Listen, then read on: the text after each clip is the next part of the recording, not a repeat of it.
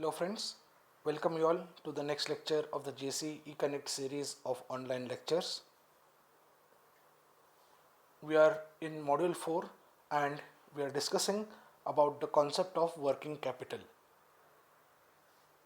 So in today's lecture we will be studying which are the types of working capitals.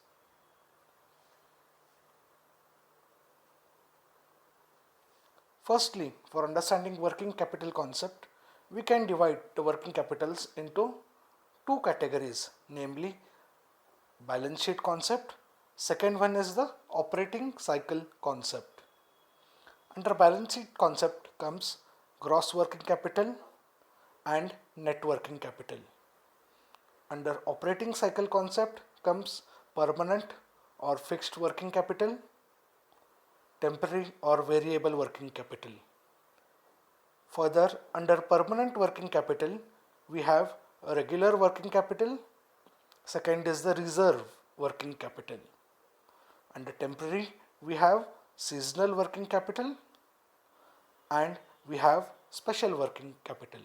So these are all the elements which define the working capital, and understanding these elements gives you in-depth knowledge about working capital.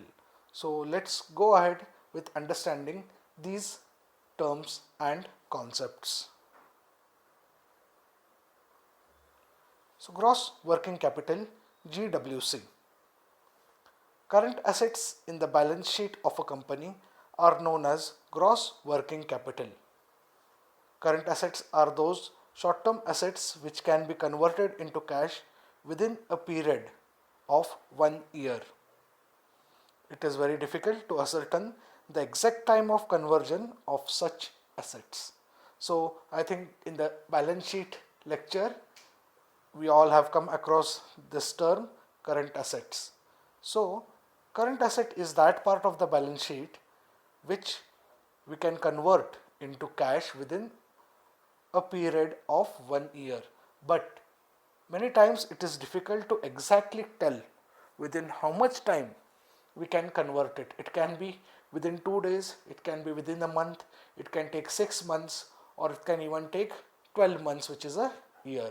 So that uncertainty factor comes along with the gross working capital, as it is directly associated with the current assets of the balance sheet. So now if we have gold, within 2 hours also we can sell or mortgage that gold and get the required cash.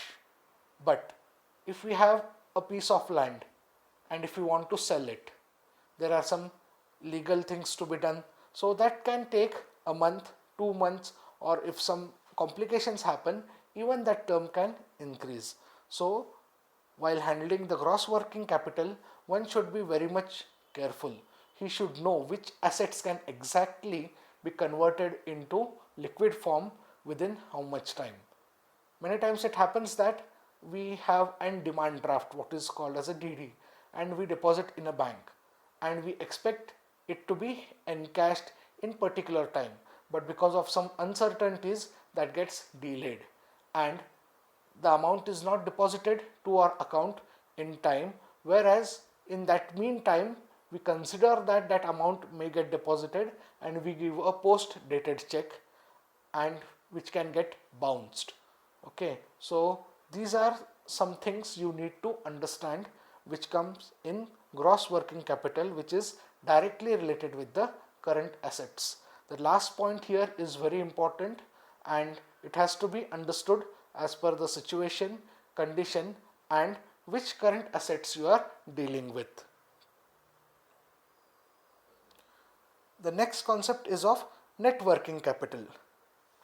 It is the difference between the current assets and current liabilities in the balance sheet. Net working capital is the part of current assets which are indirectly financed by long-term assets. Compared to gross working capital, net working capital is considered more relevant for effective working. So now, net working capital, it is the difference between current assets and current liabilities. Current assets means what currently you have in hand. Current liabilities means what currently you have to pay. The difference between that becomes net working capital.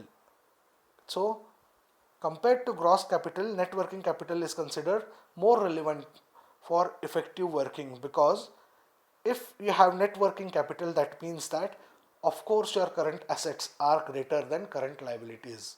So if you have a proper net working capital, that always indicates that your current assets are well intact and you are able to convert them into liquid as earliest as you want or whenever you need. Then secondly, the most important term here is the second point, that is net working capital is a part of current assets which are indirectly financed by long-term assets.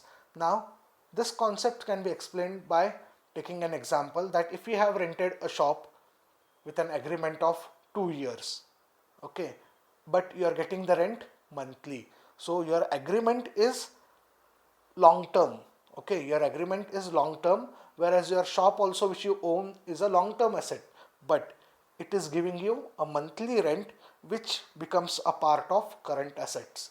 So the net working capital is an indirect gain from long term assets. Okay, so if you have a FD kept for 5 years, you will be getting interest yearly. So for on a long term investment, you are getting current assets, and these current assets can be a part of net working capital, which makes it more effective. Hence it is considered more relevant for effective working. The next is permanent or fixed working capital. So now we have come to the operating cycle concept. Previous two were with respect to the balance sheet. Permanent or fixed working capital has to be understood by taking into consideration the following 3 points. Value of current assets is constantly changing and it is difficult to accurately forecast the value at any point of time. To simplify this complexity to some extent, on the basis of past trends and experience, we can find a level below which current asset has never gone. The current assets below this level are termed as permanent or fixed working capital.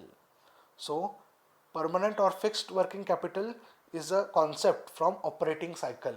So balance sheet concepts are more of theoretical concepts, and operating cycle concepts are more of practical concepts which have been developed from experience, and these will be more helpful in operating a company or running a business, as here you take the experience into account. Now what does permanent or fixed working capital says? It is developed as your current assets are uncertain. You don't know the exact value at a particular point of time. Now if you see the value of gold, yes, you can convert it into liquid easily, but the gold values are fluctuating. Okay, gold doesn't have a constant value every day. The gold values are fluctuating. Similarly, if you take land values also are fluctuating over a period of time. Sometimes they are too high. If the market collapses, the land values also decrease. Various factors affect. So in such cases, the current assets become vulnerable and their value will change or can change with respect to time. Hence, in these cases, the concept of permanent or fixed working capital becomes more effective for operating. In this case, what is done? Analysis is done from the previous experience, that the records are taken, and one minimum level is found, okay, which is the minimum requirement of the company, or say the running cost of a company or a particular factory or a particular site. Means it is made sure that in worst case also that much of amount or that much of funding is constantly available. That is the concept of permanent or fixed working capital. Okay, so fixed working capital is a part of current asset, but it is permanent or fixed. In worst case also this much amount is required. Now for example, maximum of the businesses were closed or say were running very low during this COVID-19 lockdown. But still, some minimum things had to be taken care of by the owners of the business or the shops. You can relate it to the various examples in and around you. Many of the companies had to pay their workers even though production was not happening. They had to pay to their workers. Offices, if even if they were not running, they had to pay the rent. Minimum electric meter charges had to be paid. So these all things, even if the working was not happening in the sense was profit was not generated, these basic things had to be met, and these all basic things can be clubbed into a part of permanent or fixed working capital. So it is said that for a firm, or say for a small scale industry, minimum it should have 6 months of its permanent or fixed working capital at any point of time. The fixed or the permanent working capital value in the company accounts should never go below such that for 6 months at least the permanent or fixed needs of the industry or the company are met. Okay, so if you tomorrow become an entrepreneur, start a business, this term will be very very much important for you all.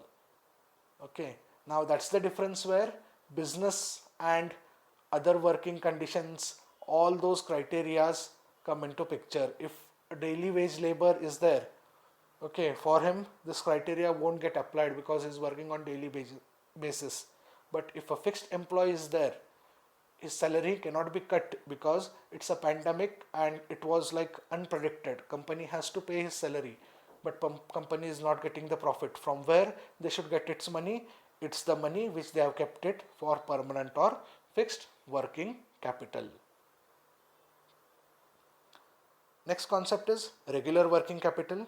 It is the permanent working capital which is normally required in normal course of business for working capital cycle to flow smoothly. So now understand the difference between regular working capital and permanent. Okay, regular is a part of permanent which is used when things are going normal. Okay, everything is fine, all the business is running smooth, offices are running smoothly. That time what part of working capital you require surely is termed as a regular working capital. Yesterday's example, if I take that I have an office, right, and if some guests come, I have to serve them some tea or lunch arrangements have to be made and all.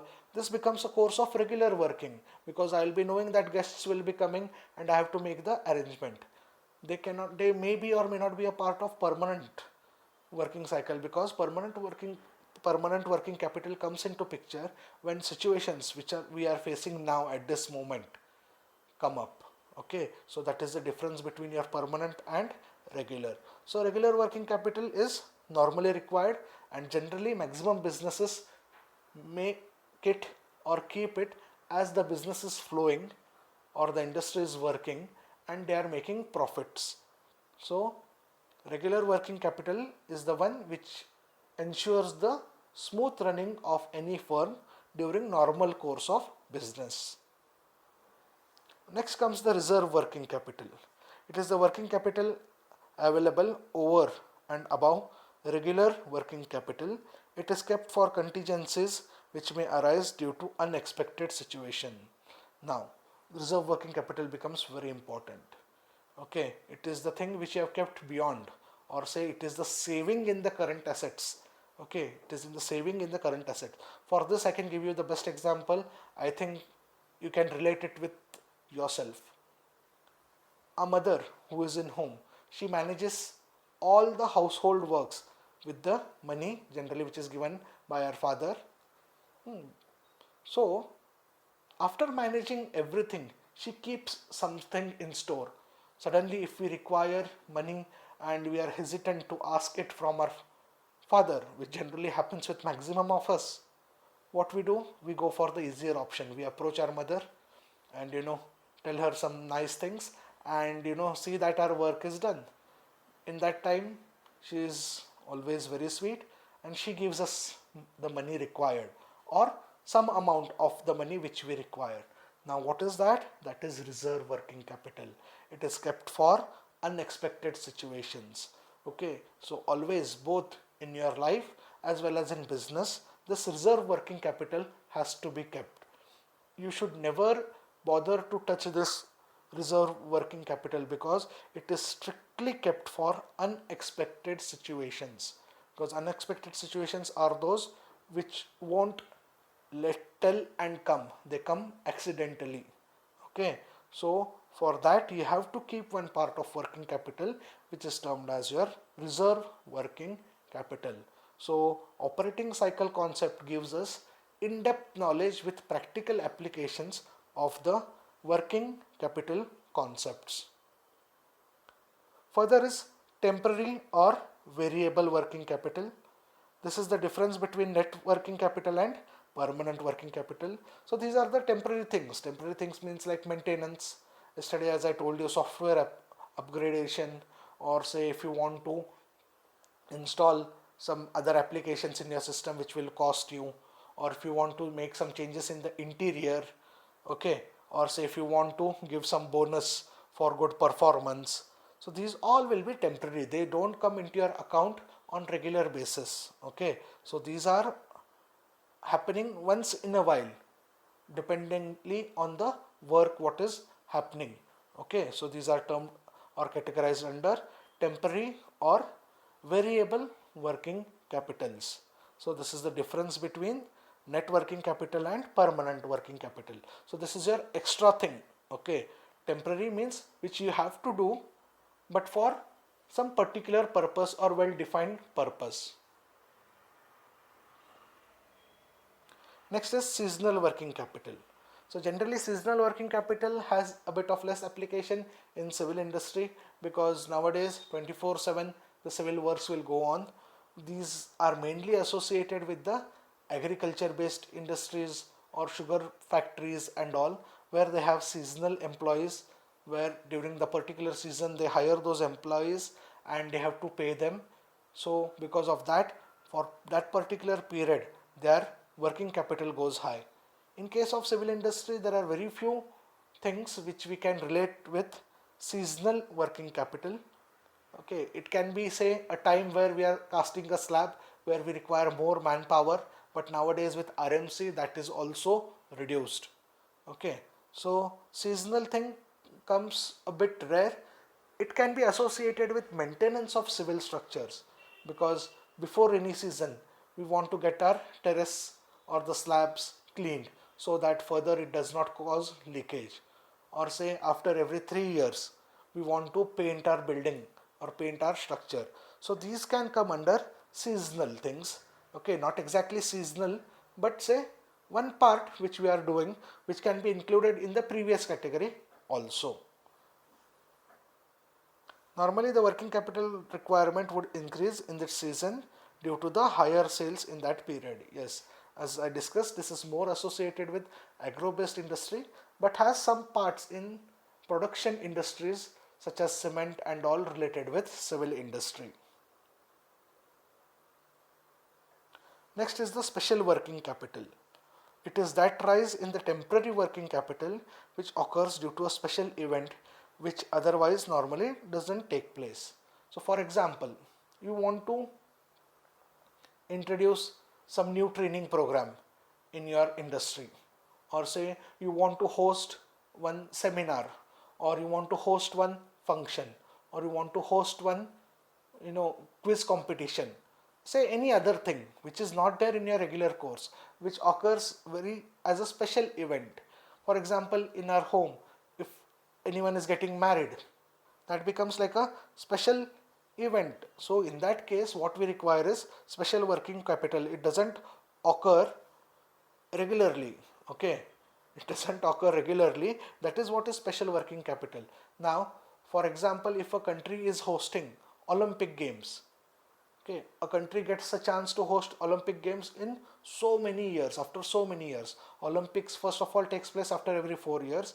In that so many countries are participating and are in competition, and one country gets a chance after so many long years. So if a country gets the chance, then for that particular year in their financial budget, the special requirement because of those gains has to be made. That becomes what? Some sort of special working capital. So these are the capitals which are kept for good things happening, okay, or the good occasions or something extra. So now understand the concept, okay. In your current assets itself, you have to manage all these things very much properly if you want to be a good construction manager. Now I'll conclude this with a simple example. Now I have net working capital. Say I have taken 4 months data, that is 1 quarter data. Working capitals are 3000, 2500, 2800, 3200. My permanent or fixed working capital requirement is 2500 per month. So for the first month, what is happening? I have 500 extra. So if there are some temporary variable requirements of or anything is there, I can use that 500 for that work. Whereas in second month, what has happened is there is the net working capital and permanent working capital are same. So I don't have a single extra rupee for spending for other things. Now in third month, I have 300 rupees extra, and in the fourth month I have got a net working capital of 3200, where I get 700 rupees extra beyond my fixed working capital, which I can use for satisfying the other requirements. So this was a very small and a brief example to make the things clear to you all. So in today's lecture, we have discussed about different types of working capitals which are based on two criterias. One is balance sheet concept, second is operating cycle concept. Balance sheet concepts are theoretical concepts and are straightforward, whereas operating cycle concepts are those concepts which are developed with industrial experience, studying previous data, and hence they are categorized very nicely, which help you all to understand the requirement of each and every stage. So on this basis, you can take different examples for each category except those which I have explained, and make 1 or 2 pages notes of it. Okay, so with this we conclude the working capital concept. In the next class we'll come up with a new concept. Thank you.